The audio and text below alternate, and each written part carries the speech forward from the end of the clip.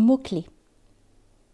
Avant d'entreprendre la lecture du Coran, il nous a paru indispensable de donner au lecteur l'explication de quelques termes qui reviennent régulièrement tout au long du texte et dont la compréhension facilite grandement l'accès au reste du livre. Ces termes ne seront pas nécessairement repris dans le glossaire qui figure à la fin de l'ouvrage. Il conviendra de noter les différentes significations que peut revêtir un même mot selon le contexte. Ainsi, Vikr peut signifier souvenir, rappel, Coran, répétition d'une formule incantatoire. Rani signifie l'un des principaux noms divins dont la signification littérale est le riche. Cette richesse divine est en réalité synonyme d'autonomie, d'indépendance, de plénitude et de souveraineté, ce qui l'apparente à un autre nom divin, As-Samad. Hakim.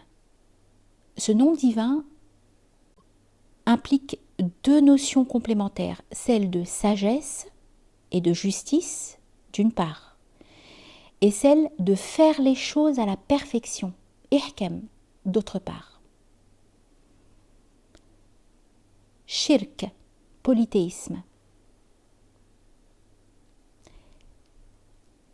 C'est l'associationnisme, à ne pas confondre avec la théorie philosophique qui porte ce nom. En islam, c'est le péché capital, celui qui consiste à attribuer un pouvoir réel à un autre que Dieu.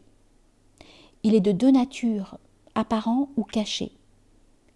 Le shirk manifeste est l'idolâtrie pure et simple.